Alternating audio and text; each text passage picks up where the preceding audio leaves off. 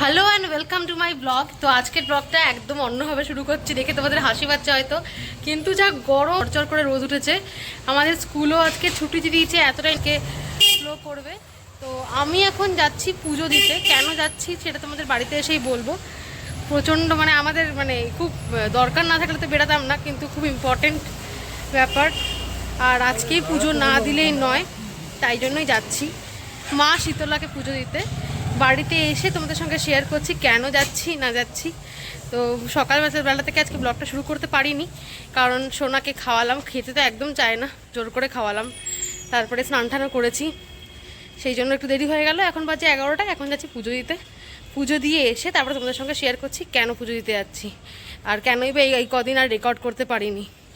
তো আমাদের এখানে শীতলা মন্দির আছে, হাটখোলা বাজারের ভিতরে অনেকগুলো শীতলা মন্দিরই আছে। যেটা বাড়ির সবথেকে কাছে সেটা হচ্ছে হাটখোলা শীতলা মন্দির, হাটখোলা বাজারের ভিতরে। তো সেখানেই যাচ্ছি পুজোটা দিতে, এসে সবথেকে কাছে হবে, আর রোদের মধ্যে আমার কষ্টটাও কম হবে। ডাব, মিষ্টি, ফুল যা যা পড়েছিল সব কিছু কিনে নিয়েছি, এবার মন্দিরের দিকে যাচ্ছি। এবার মা শীতলার মন্দিরে পৌঁছে গেছি। এবার চাবি দিয়ে খোলাচ্ছি, মন্দির বন্ধ হয়ে গেছিলো, বললাম, রিকোয়েস্ট করলাম একটু খুলে দিতে, তাই খুলে দিচ্ছে। আমি পুজোটা দেওয়া হলে আবার বলো বন্ধ করে দিতে।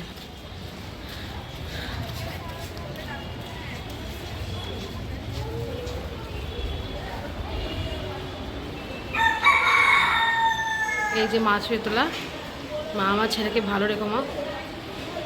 তো পুজোটা দিয়ে নিই ডাবের জল আর সমস্ত জিনিস দিয়ে, যেগুলো বলেছে মা আম্মা কিনতে। তো পুজোটা দিয়ে নিয়ে তারপরে বাড়ি যাই, যা গরম। বাড়িতে ফিরে এলাম। তো তোমাদের বলছিলাম বলবো এসে যে কেন আমি মা শীতলার পুজো দিতে গেছি।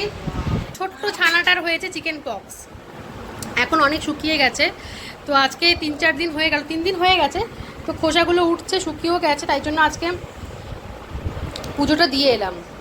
ওকে মা শীতলার ঘটে দিয়েছি, সেটা দিয়ে একটু খাইয়ে দিলাম, আর বাকিটা দিয়ে স্নান করাবো। আমরাও সবাই একটু ডাবের জল নিয়ে নিলাম। আমরা যতই বলি সায়েন্টিফিক ব্যাপার, সায়েন্টিফিকটা যেরকম মানতে হবে, সেরকম আমাদের বড়দের কথাও শুনতে হবে, যে তারা যেরকম করে। ওই যে মিষ্টি খাচ্ছে, একজন মিষ্টি খাচ্ছে, এই যে মিষ্টি খাবি, দিচ্ছি আমি, দিচ্ছি দাদা দিচ্ছি, খাবি মিষ্টি, খাবি মিষ্টি খেতে খুব পছন্দ করে।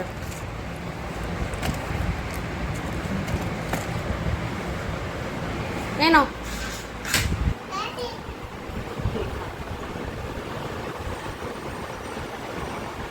মিষ্টি খেতে খুব পছন্দ করে।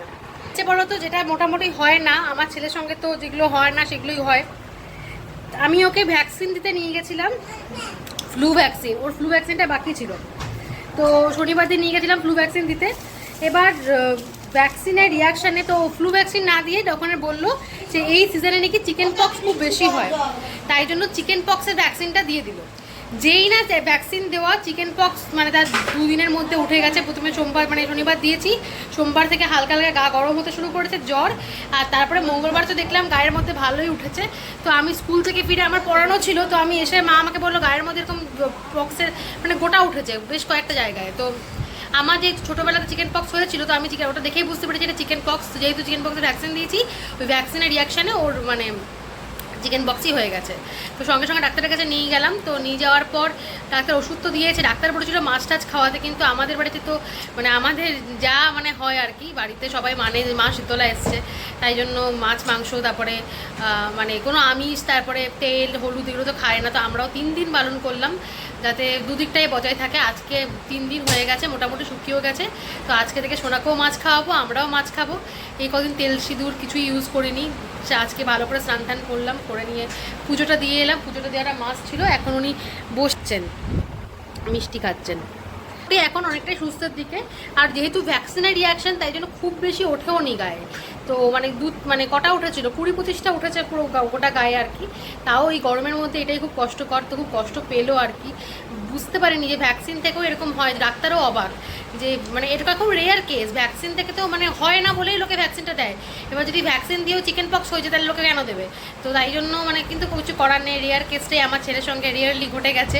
তো যাই হোক, আজকে পুজো দিলাম, এখন ছেলে সুস্থ আছে, অনেকটাই সেরে গেছে। এগুলো খুব খেতে বায়না করছে, তার কারণ হতে পারে গলার ভিতরে উঠেছে হয়তো, তাই জন্য খেতে চাইছে না কিছুতেই। তো অনেক কষ্ট করে খাওয়াতে হচ্ছে।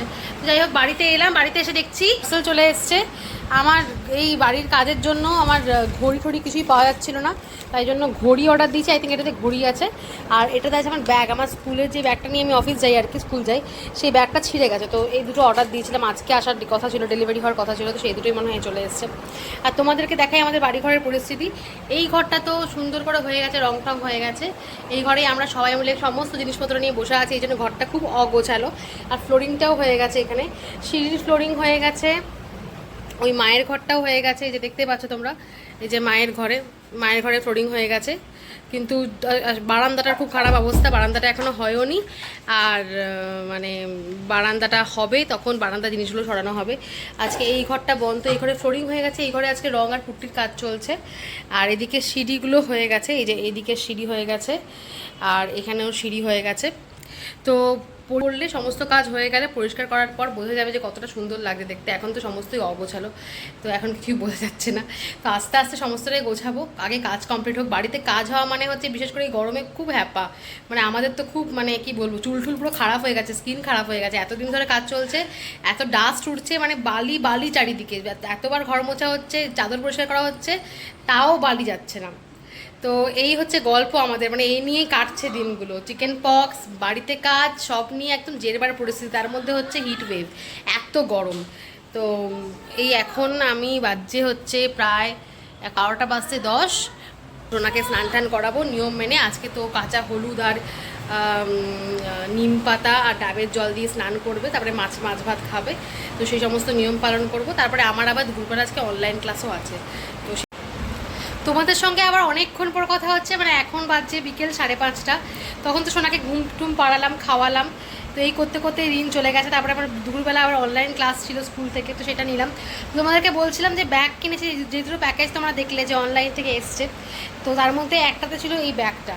ভালো করে, এটা হচ্ছে জুকের একটা ব্যাগ। আমার যে অফিসের যে ব্যাগটা সেটা ছিঁড়ে গেছে পুরো। তো এই ব্যাগগুলোর কিনলে 1 বছর চলে যায়। তো এটা বেশ অফারে পেয়েছিলাম ওদিন কিছুদিন আগে আমাজনে, তো ওইটাই কিনেছি। এই কালারটা কিনেছি, আগের বার আমার অন্য মানে ডিজাইন ছিল, এবার এই ডিজাইনটা কিনেছি। এটা বেশ রং বেরঙের আছে, আর যাই পরি না কেন চুড়িদার তার সঙ্গে মনে হয় মানিয়ে যাবে। তো আগেরবার মনে হয় ব্ল্যাকের ওপর কিনেছিলাম, এবার কিনলাম একটু কালারফুল, তো বেশ ভালোই এসছে। তো এই ব্যাগগুলো বেশ ডিউরেবল আর কি, মানে 1 বছর যতই ভারী জিনিসপত্র নিই চলে যায়। আর যেটা এসছে সেটা হচ্ছে আমার ঘড়ি। আমাদের বাড়িঘরের যা পরিস্থিতি কিছু বলার নেই, কিছু খুঁজে পাওয়া যায়, কোথায় যে রাখলাম। এই যে ফায়ার বোল্টের এই ঘড়িটা, এটা সবথেকে কম প্রাইসের ছিল, আমি কিনলাম তার কারণ আমার ঘড়িটা এই কাজের মধ্যে কোথাও খুঁজে পাওয়া যাচ্ছে না। আমি মনিদের বাড়ি থেকে আসার সময় দীপের ঘড়ি নিয়ে এসেছিলাম, সেটাই এতদিন পরে মানে চালিয়েছি। এবার দীপকে দীপের ঘড়িটা ফেরত দিয়ে দেবো, আমি এটা ইউজ করব। এটা হচ্ছে ফায়ার বোল্টের একটা স্মার্ট ওয়াচ। এই যে এটা এখনও আমি ওপেন করিনি, তো এটা লেখাই আছে যে ওপেন করার মানে ইউজ করার আগে 100% চার্জ দিতে। তো চার্জারটা দিয়ে এখন চার্জে বসাবো। আর এই যে আমার সোনা, দেখো বাড়িঘর রং হওয়ার আগেই বাড়িঘরে আঁকাঝোঁকা করা স্টার্ট করে দিচ্ছি। তোমরা দেখতে পাচ্ছ কিনা বুঝতে পারছি না, আমি দেখতেই পাচ্ছ আশা করি। দেখো পেন্সিল দিয়ে দাগ দিয়েছে, মানে দেওয়ালটা রয়নি, তার মধ্যে ওর কারুকার্য করা শুরু। জল খাইনি আজকে, এখন একটু গ্লুকন ডি জল করে দিলাম, সেটা একটুখানি খেলে উনি। তাছাড়া একদম 1 ফোঁটা জল মুখে নিতে চাইছে না, পড়েছে তার মধ্যে জল না খেলে হয় বলো। আর আমার আইব্রোর অবস্থা দেখো, মানে কি বলবো, কি অবস্থা আইব্রোর। তো আজকে আইব্রোটা করতেই হবে, না হলে আমি আর মুখ দেখাতে পারবো না লোক সমাজে। আমার আইব্রো করা হয়ে গেছে, এখন দেখো আমার ছেলে কি শুরু করেছে।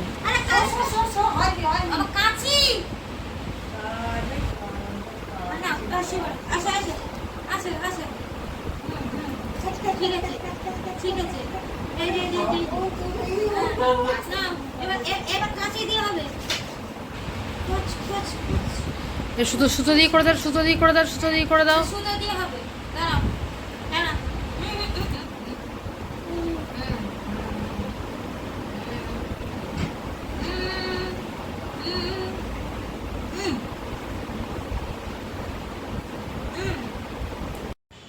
বাড়িতে বসেছিলাম, কোথাও বেরোতাম না, কিন্তু ছেলে আমার সেই মানে জোর করে টেনে হিঁচড়ে আমাকে বার করেছে। আগে দৌড়ে পালিয়েছে, ওকে নিয়ে যাচ্ছি এখন। শোনো, ওদিকে যাব না, আমরা এদিকে যাব, এদিকে যাব, আয় আয়। ওই আচ্ছা, প্রচণ্ড গরম এখানে, তত্তর করে ঘামছি। তবে ছেলে কোনো কথা শোনার না, ওকে নিয়ে এখন যেতেই হবে। আয় কোলে।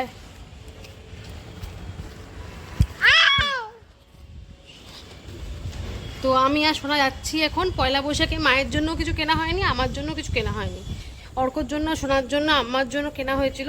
তো ভাবলাম তাহলে যখন ও বায়না করছেই কোথাও একটা নিয়ে যেতেই হবে ওকে, তাহলে যাই আমাদের জিনিসটা কিনে আনি। দেখি আমি কি কিনি। আর মায়ের জন্য কিছু একটা কিনবো, মায়ের জন্য নাইটি কিনবো মোস্ট প্রবাবলি। আর যাই কিনে আনিয়ে আসি আর কি।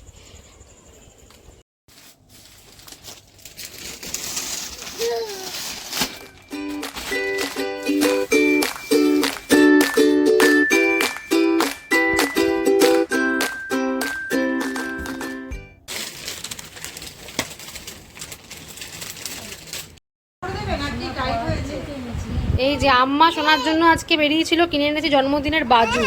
এই যে রূপোর বাজু, কি সুন্দর লাগছে সোনাকে, গোপালের মতন লাগছে। আর আমি সোনার জন্য আচ্ছা আচ্ছা খুলে দেবো, এনে এনে হালকা করে দিয়েছি। ঠিক আছে ঠিক আছে।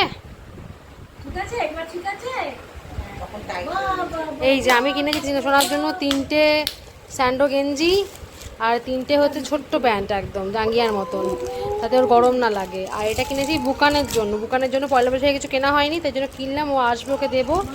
এটা আম্মা এনেছে সোনার জন্মদিনে, এই জামাটা এনেছে আর ওই বাজুটা নিয়ে এসছে বেরিয়ে। আর মায়ের জন্য আমি এই শাড়িটা কিনেছি, কিন্তু মা বলছে এই শাড়িটা একটু গরম হবে মার পরলে, তাই জন্য দেখি এটা ফেরত দিয়ে যদি অন্য কোনো শাড়ি আনি। আর আম্মার জন্য এনেছি এই ছাপার শাড়িটা।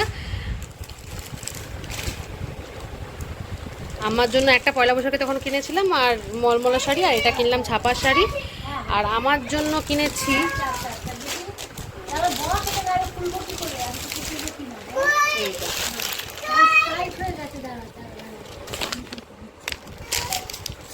এই যে লেগিংস আর এই কুর্তিটা। হ্যাঁ এই দুটো কিনেছি। তো এই যে আমাদের লাস্ট অব্দি শোনার জন্য বেরিয়ে দেখলো, হলো ভালোই হলো একদিকে। মায়েরটা যাবো ফেরত দিতে, দেখি কটা বাজছে, যদি থাকে নাহলে তাহলে অন্য সব নেক্সট উইক যাবো। তো আজকের ব্লগটা এখানে শেষ করছি। প্রচণ্ড ঘেমে গেছি, এবার স্নান টান করে ফ্রেশ হই, সোনাকেও ফ্রেশ করি, রাতও হয়ে গেছে, ওটাকে খাওয়াবো। তো আজকের ব্লগটা এখানে শেষ করছি। তো ওদের সঙ্গে আবার নেক্সট ব্লগে দেখা হচ্ছে। টিল দেন টাটা, সবাই ভালো থেকো।